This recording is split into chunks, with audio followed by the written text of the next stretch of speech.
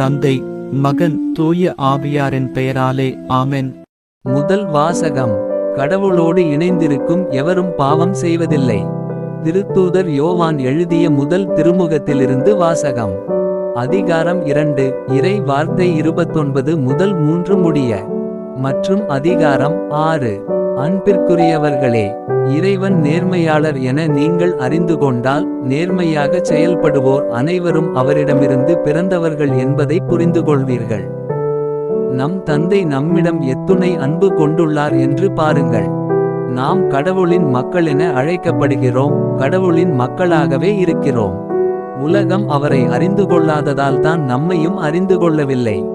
என் அன்பார்ந்தவர்களே, இப்போது நாம் கடவுளின் பிள்ளைகளாய் இருக்கிறோம். இனி எத்தன்மையராய் இருப்போம் என்பது இன்னும் வெளிப்படவில்லை.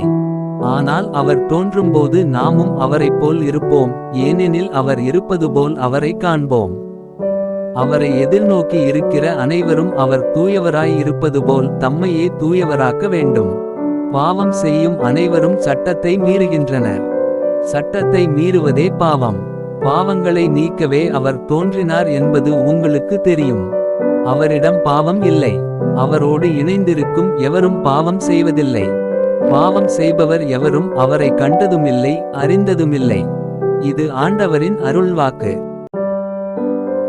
பதிலுரை பாடல். பல்லவி.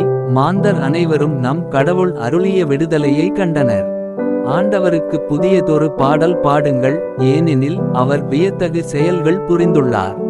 அவருடைய வலக்கரமும் புனிதமிகு புயமும் அவருக்கு வெற்றியை அளித்துள்ளன. பல்லவி. மாந்தர் அனைவரும் நம் கடவுள் அருளிய விடுதலையை கண்டனர்.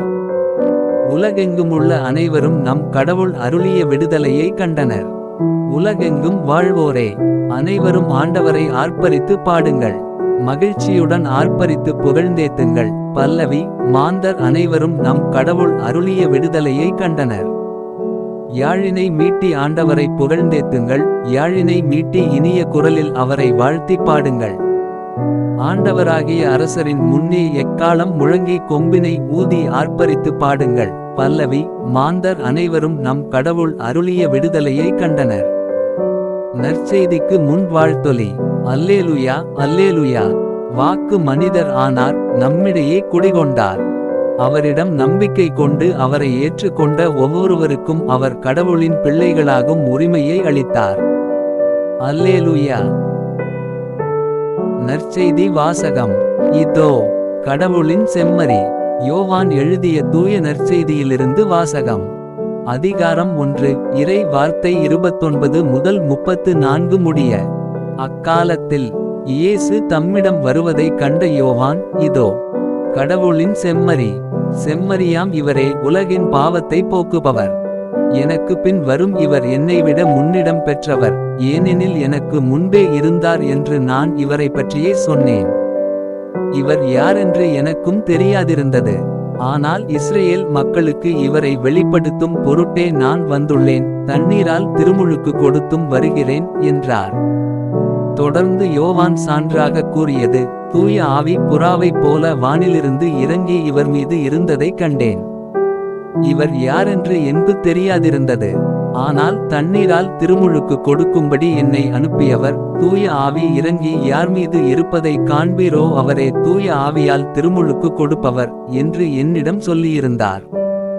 நானும் கண்டேன், இவரே இறைமகன் எனச் சான்றும் கூறி வருகிறேன். இது ஆண்டவரின் அருள்வாக்கு. உங்களுடைய பிரார்த்தனைகளையும் வேண்டுதல்களையும் நாளைய திருப்பலியில் ஒப்பு கொடுக்க விரும்புவோர் கீழ்காணும் மெயில் ஐடிக்கு உங்கள் வேண்டுதல்களை அனுப்பவும். அல்லது வீடியோவின் கீழ் கமெண்ட் செய்யவும். பிதா, சுதன், பரிசுத்த ஆவியின் பெயராலே ஆமென். தின பிரார்த்தனைகளுக்காக லைக், சப்ஸ்கிரைப் மற்றும் பெல் ஐகானை கிளிக் செய்யவும்.